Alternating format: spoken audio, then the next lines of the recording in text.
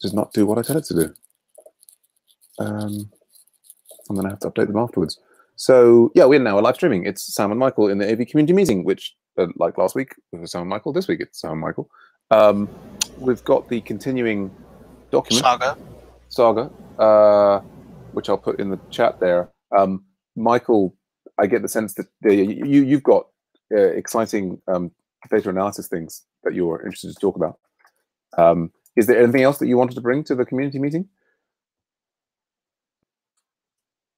No. Nope. And I guess, I mean, we've got the stuff from last thing is about whether we should just move this to a different meeting time. I guess it's at this time specifically to allow Joao to attend. I know Matt's off sick today. I'm just looking through the notes from last time. I mean, we could be moving it to Friday, where it would end up, conflicting with the autograders thing, which I've sort of talked about moving to Monday. Is there other critical stuff? I mean, I guess the only other thing is, I'm doing this thing now of having my blogs every morning focus on the Agile Ventures websites in an attempt to just repeatedly focus on it again and again and again until we get increased throughput in the right areas. I don't know if anybody has it, but I guess you probably don't have strong feelings about that one way or the other, Michael. No, I'm trying to explain something to somebody, but yeah, go on. Yeah, well, I mean,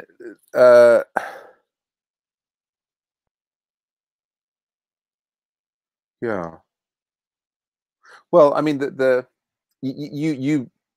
since you've bothered to be here and you were asking about these restricted Boltzmann machines, I think we could quite easily talk about that. Although I'm just trying to go to that, and it's suddenly gone to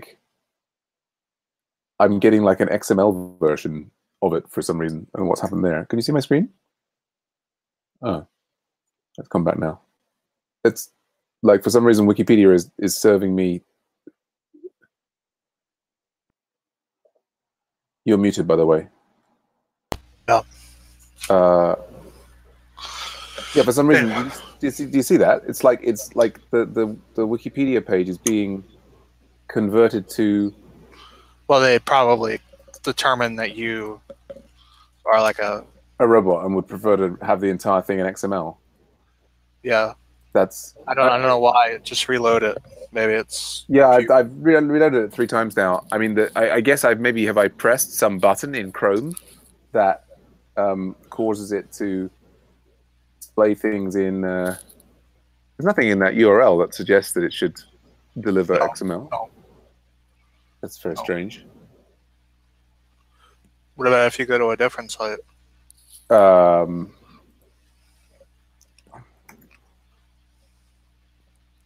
mean, I guess I'm tempted to grab a different browser. I don't know if that's let's go. Yeah, I don't know. That seems to be specific to Wikipedia. I'll just try it in a different browser.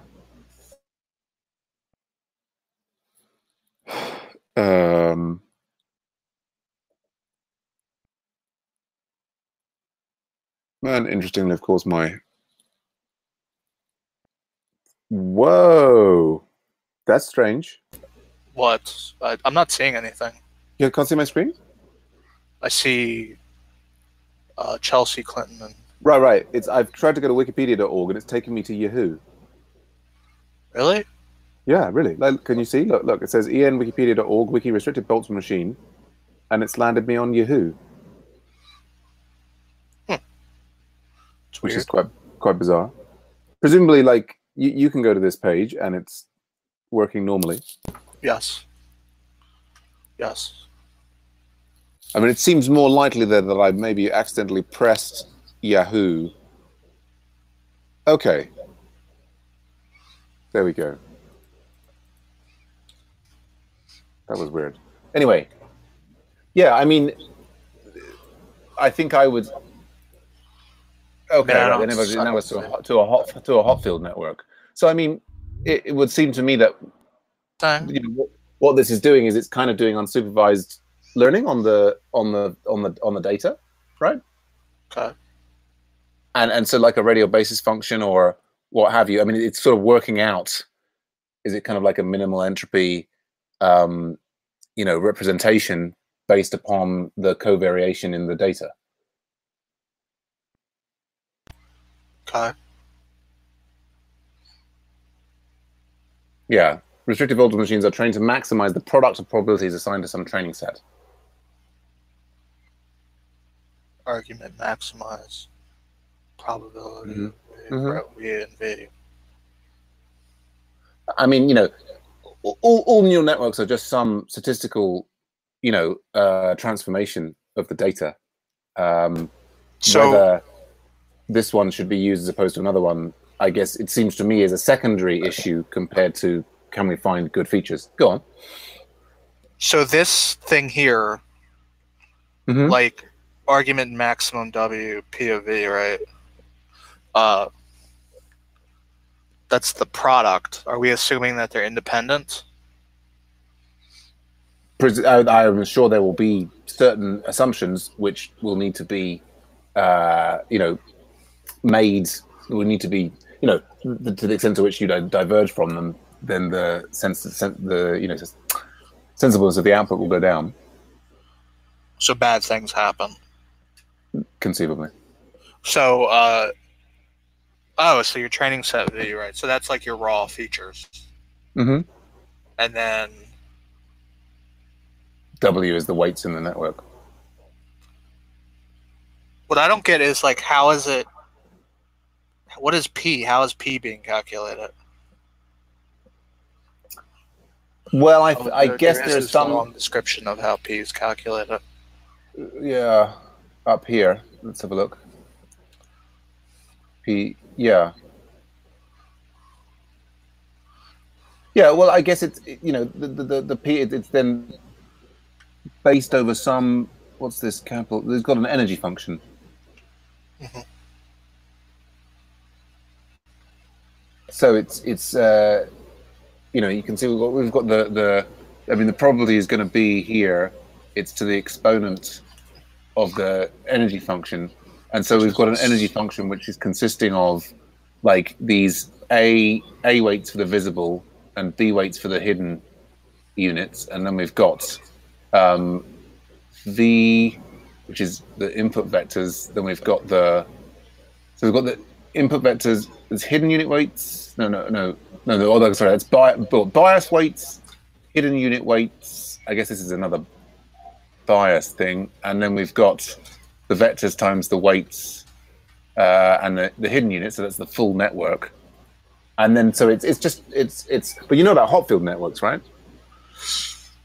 Not really. I mean, I've heard of them, but that was the kind of springboard that for me to get involved in neural networks in the first place, doing a physics degree, was that the hot field network is about analyzing the states that a neural network can get into as a function of its kind of an energy map, and that you can sort of describe an energy function depending upon the values of the weights and the function of their inputs, and that actually minimizing the energy.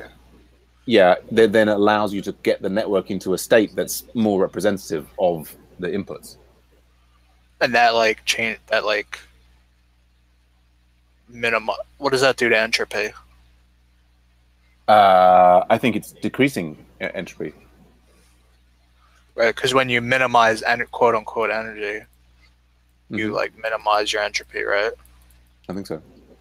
So, I guess what this is saying is they're trying to learn. So, if we were to, how do we actually train it, though? I guess is my. Well, you run the statistical thing, and what it's trying to do is it's trying to get into, you're trying out different things, and what it's trying to do is it's trying to adjust the weights so that you get like minimized. or Yeah, and then you maximized. end up with a set of hidden units that are, when they're on, they're maximally informative about the variation in the In the underlying data data. set. Right. So then to then use that, so when we train the algorithm, it's going to plop out some weights when it finally converges, right? Right. And then And you've got hidden, and basically you're then creating other you plop that features. back into the energy function. Right. And you And can consider it as like a nonlinear version of like a principal component analysis. or you can use it to try and, like, quote unquote, learn your probability distribution. Sure. That's what it says at the beginning, because so as generative stochastic artificial neural network that can learn a probability distribution. Right. And to me, it's about teasing out the kind of covariation in the visible units, and it's trying to create a representation that better explains the data.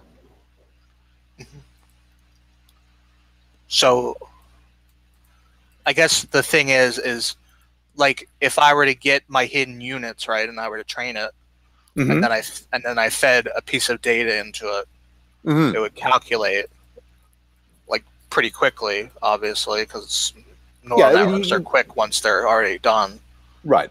So yeah, you'd have a transformation that would turn an existing data point in your multidimensional data space into a slightly different representation that is supposed to be an easier one to reason about. Right. So that you could then be doing supervised learning and saying, right, let's do the supervised learning on this alternate representation of the data. Which so how does this? I guess go on. Yeah.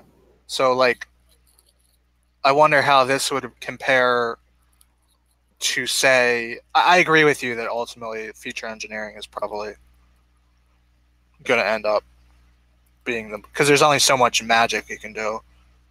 But like, I wonder, like, I've already, like, when I was using the logistic regression, it seemed like interestingly enough, basically I did, you remember the PCA reduction?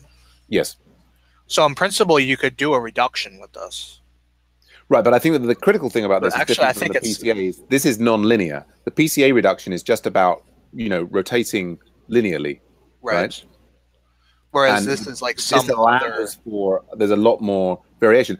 So this is potentially very valuable, right? I mean, the feature engineering in the first instance is obviously very important, but for all of the great features that we come up with, there's going to be an extent to which those features represent some other underlying coherent things, right? We're not going to like magically get like all orthogonal features, are we?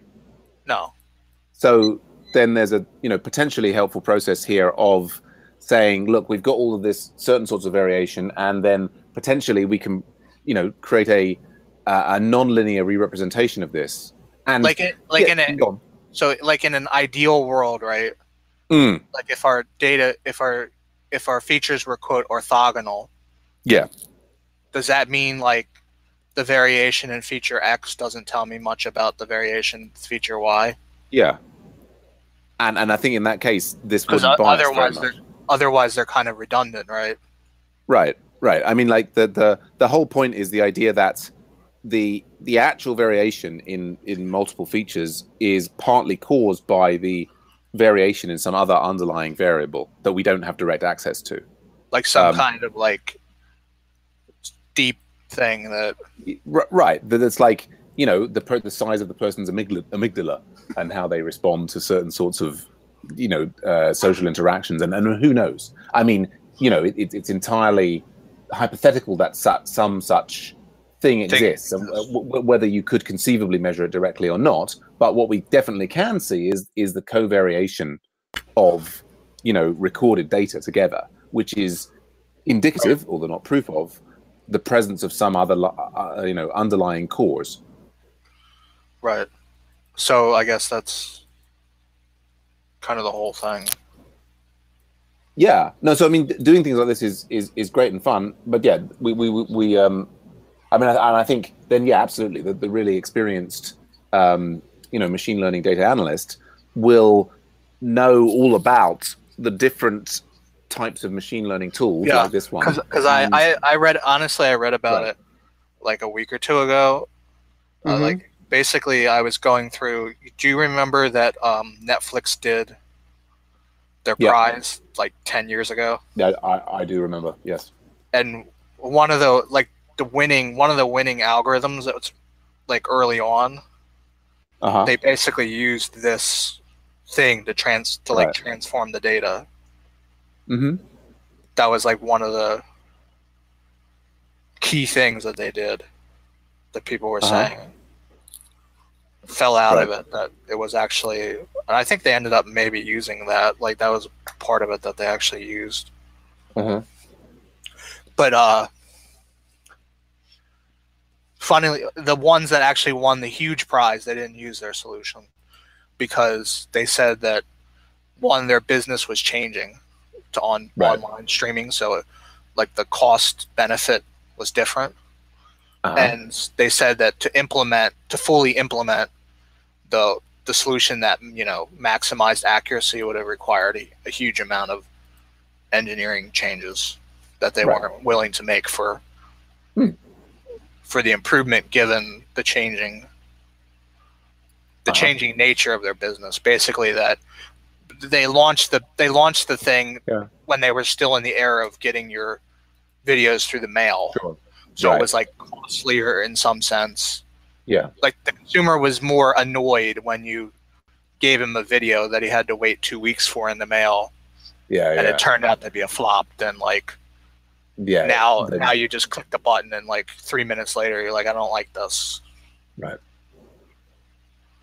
So that's kind of like the interaction of business needs evolving. Indeed. But so as I was saying, the point being that the really experienced data, analyst, machine learning specialist knows the data requirements associated with each of these different sorts of approaches, and can, given that certain sets of data are available and they, certain assumptions about that data hold, they can then choose, which different ones of these might be appropriate in a given case. And that's what I certainly haven't stayed up with, is the latest versions of which of these might work best. But all of them rely upon one getting data bearing, features into the system in the first place. And how does one stay up with that? Well, one keeps following, the papers being published in the field on it. It's just going to Archivik.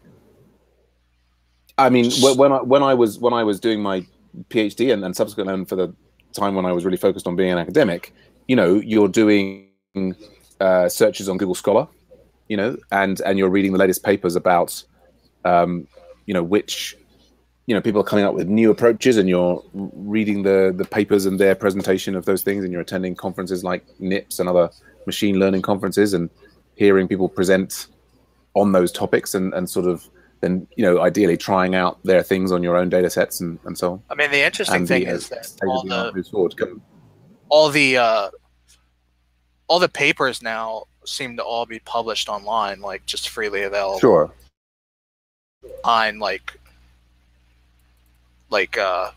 necessarily paywalls. Like everybody's putting their stuff like on Archivix or like their own personal website.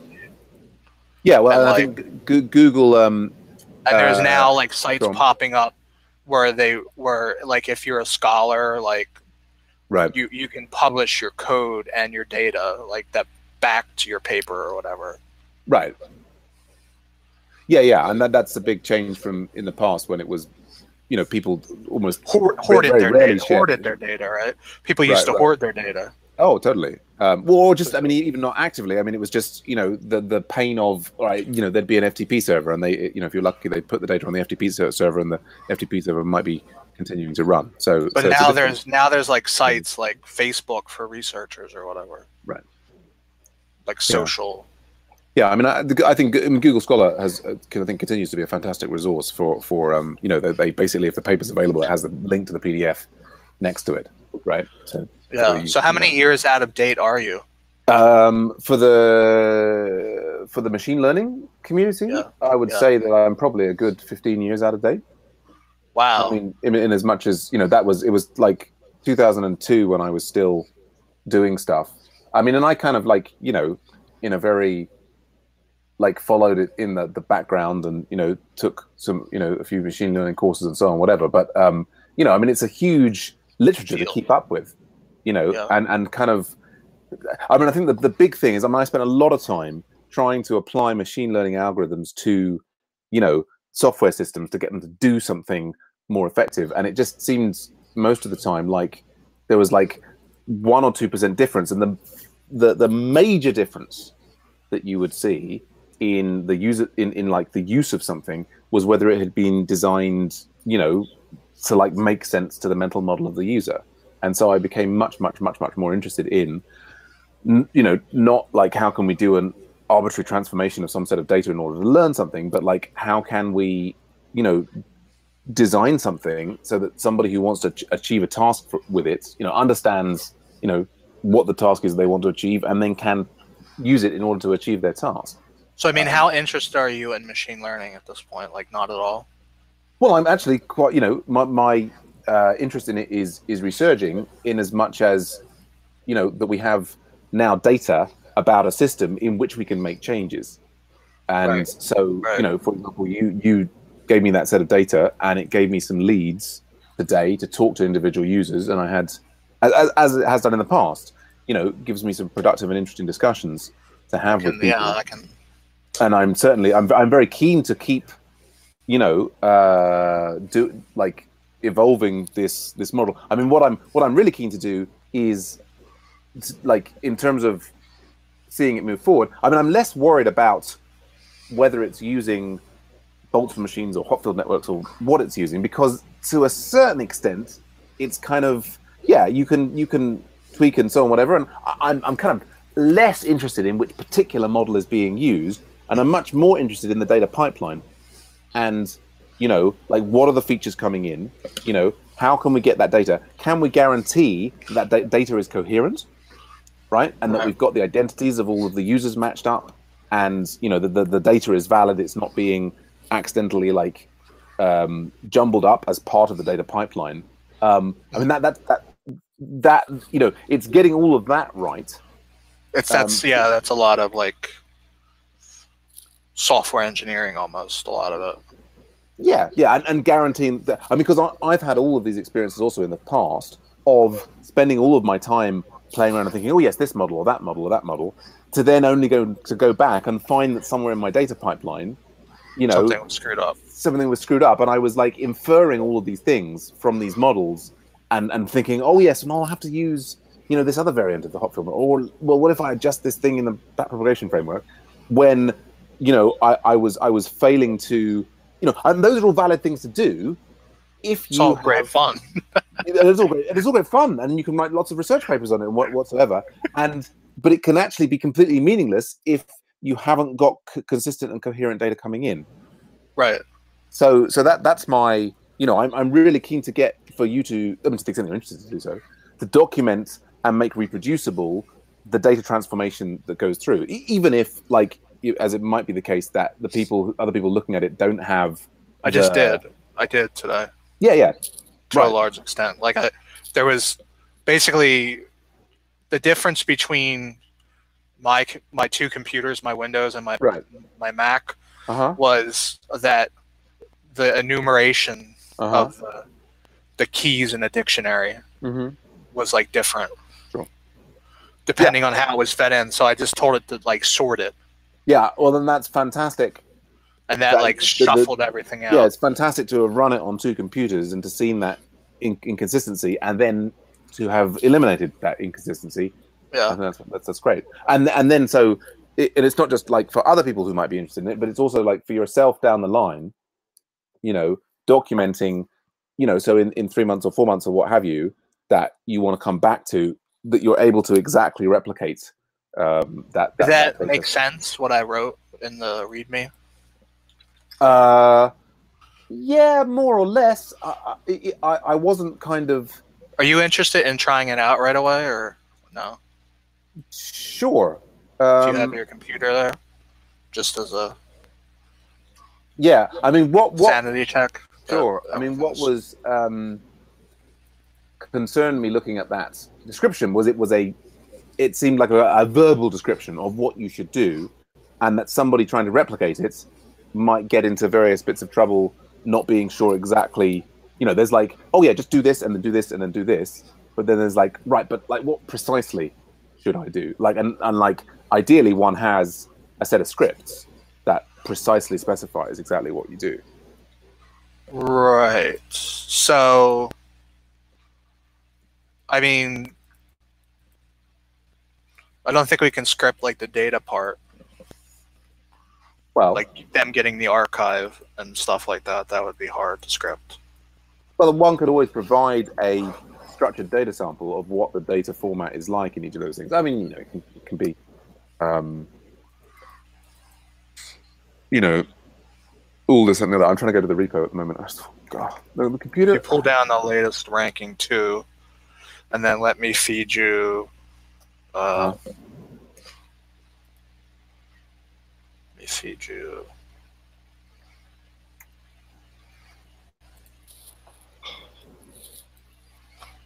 Okay, I have the repo. Here we go. No. There's the. Now that's interesting. Just uploading it to you. Mm-hmm. The av.zip.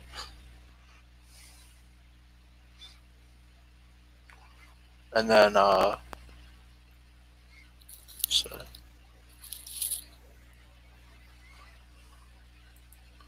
think that actually will have everything in it. Yeah, that file has everything in it. Okay. I sent it to you on Slack. Okay, I'm just getting into the repo here. Oh, I guess what you would need. Which branch should I be in? Ranking 2. It's just the same. Okay. Should probably end up changing this at some point soon. Mm-hmm. Just behind. Get pool origin. You should also install R Studio and R. Okay.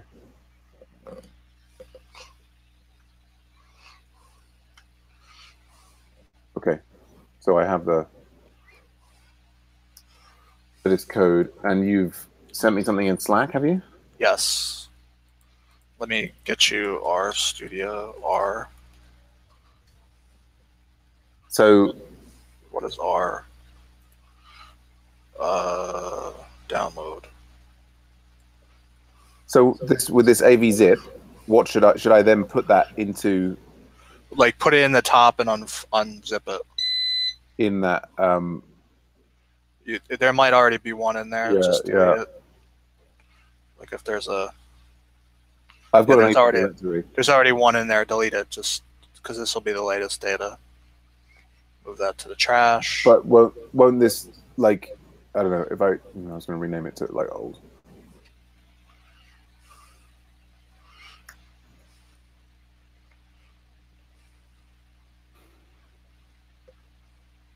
Won't it what? Hmm? Won't what?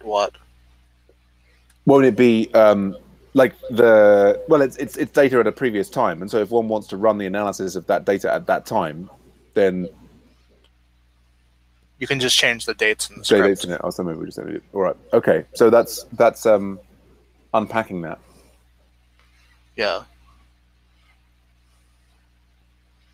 That'll take a little bit. So download R.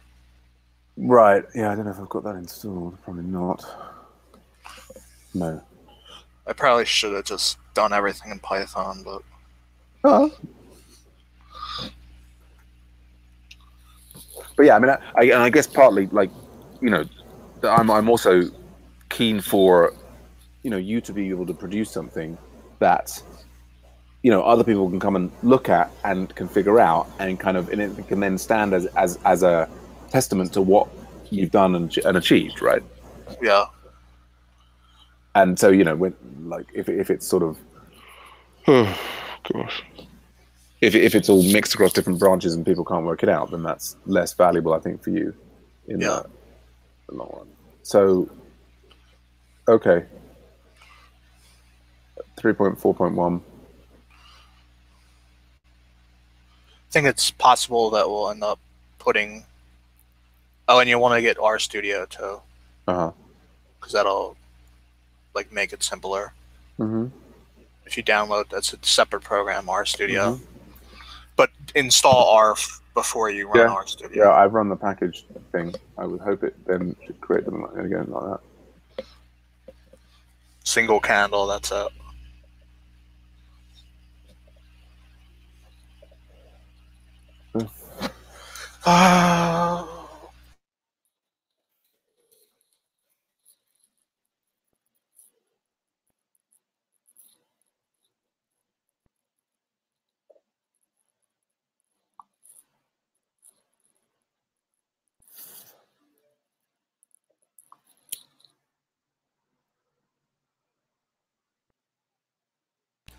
Have you ever used R before? I have. Just years ago? Yeah, like about 5 years ago. I did a MOOC that involved R. It's great fun. Yeah, nice program. Probably used RStudio, right? I haven't used RStudio, no. RStudio on Windows, I'm not seeing a... Well, this is supposed to... This is features. Go to products. RStudio. Just going to... Over here, we've installed R. Click desktop. Okay. There's like a community edition that's like free. Yeah. And then they have like supposedly more if you want to buy. Right. Okay, it's coming down.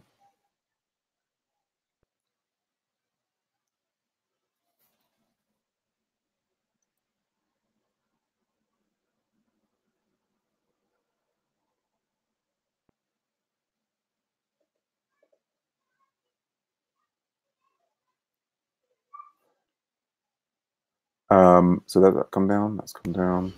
Yeah, so I was kind of excited because like the Smote algorithm or whatever that I used in R actually made random forest like viable. Yeah.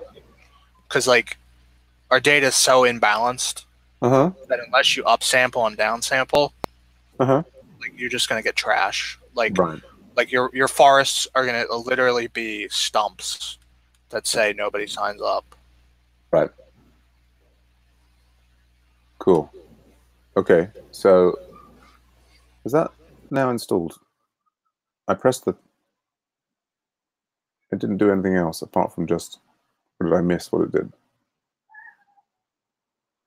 So now... I'm not finding RStudio. Seems if I go now to... Did you install it? I guess I didn't see it. I mean, there was... It came down with a DMG, and if you look in your downloads and just reinstall it. That's what I'm doing. Okay. There it is, right there. Okay. Double click. So I think I just need to drag it onto applications there. Get rid of that. So used to like in Windows where everything is like there's like an installer package, right? Mm-hmm. But like in OS X, like almost everything's linked into this DMG. It's like all one. Like all the executable code is all like in that thing. It's very weird. Click open. That's just saying, oh, you might get hacked if you do this. Right.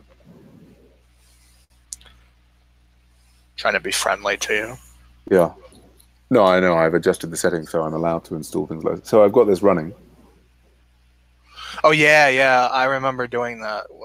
So go to the console, not like the, your regular console terminal. Yep. And go in there and then run Python. Well, if you look at the README too, you could check whether the README makes sense. Right, but so I think the README, I need to be on ranking 2 branch. You are. And it says, you first need the Slack archive unzipped into AV subfolder. Inside that AV subfolder, you also need to place a users.json file from the users list API. You also need a Stripe customer CSV with Stripe signup data. Then which run you don't have because we give you the archive. Yeah, so I mean, the thing that would be like, wonderful due diligence would be to create a, dummy version of Right. those three things with, some sample data in each. But so now Python data to export the historic user sign up and user That's like activities. the year of data that we Right. export it Uh-huh. with some, and then correlating it with some signups. Uh-huh. We actually do need, we need to sort out these users, Uh-huh. but we also need to get in the PayPal data too. That's Right. like a next step. Uh-huh. Okay, so it's done that. Right, and then so also run Python export.py.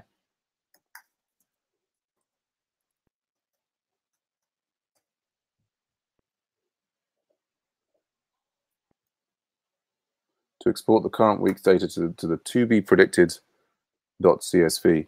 The script as currently constituted will export data for the week ending July 8th, 2017, and the preceding 3 weeks of activity. To change this to change the dates appropriate in export.py. Now, with both data CVS and to be predicted CVS in the main folder, open up R or RStudio, set the current working directory to be the main folder for community maintenance support, and run the code contained in randomforest.r. You're also going to you're going to need to install packages. Okay. So I'm going to now go over to RStudio, and so I need to set the current working directory. I think it's under session or code. Yeah, set working directory, choose directory, so desktop. So it needs to be this one. Wherever you put it at, yeah. Yeah. I think there's also like an option to say. Yeah, so that looks right. So then, I mean, I'm just editing your thing there to just like and set the current working directory to the main folder. So I'm just going to put in there that's under session.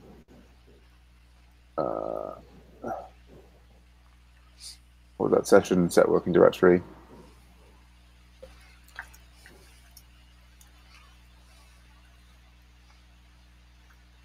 And run the code contained in randomforest.r. So I just double click that one. And then I hit run. Yeah, I think what you need to do. See, it's a little weird. If you're just it feels highlight it all, like highlight all the code. Oh yeah. And then run, and it'll fail. Okay. So do install.packages, like down at the console there. Packages. Oh, install it like one word. Install.packages. Yes.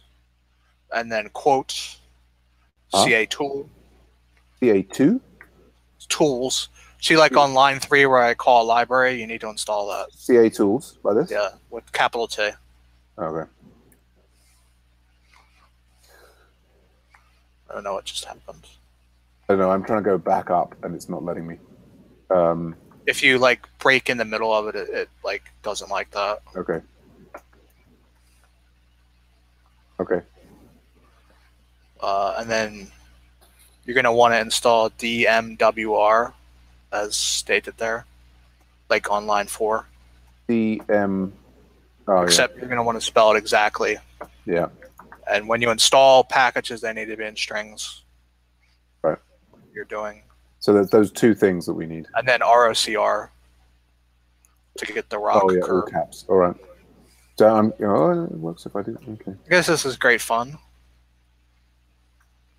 Well, it's great to get all the specifics of what you've done documented. And then go down.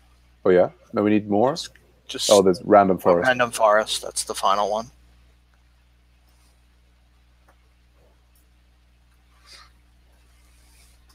Think of it as getting all this great code for free. Sure. I mean, all right, now highlight everything and then run. Right. Okay. See, there's your predictions. Right. Great. Users who may well sign up are, and then it tells you.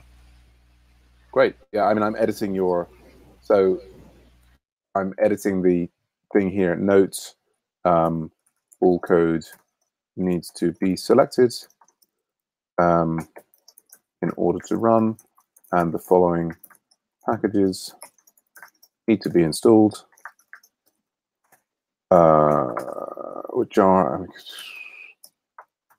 so we've got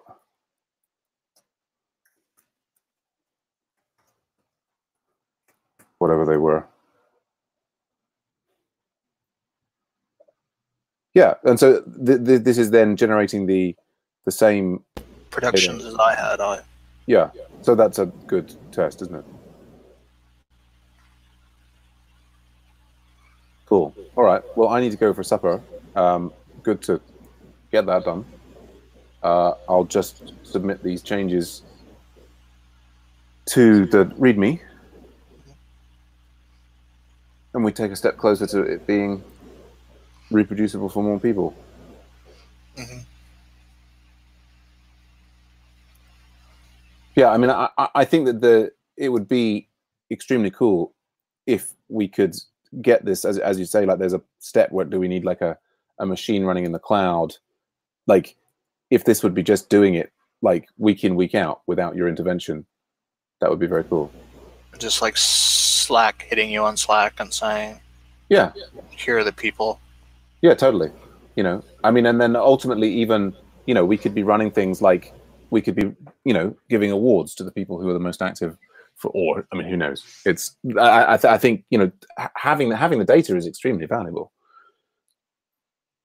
Cool. All right. Well, yeah, there we go. I guess I'll maybe try and bring up in some of the scrums about whether we want to change the date time of the,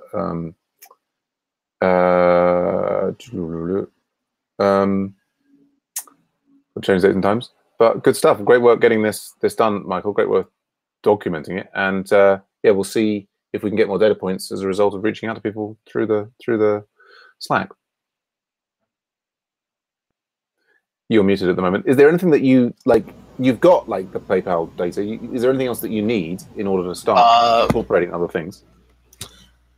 Maybe not right away, but I'm not like versed in what I would need. But cool. Guess we covered some ground. Yeah. All right. Good stuff. All right then. Bye for now. See you tomorrow. All right. Bye. Bye.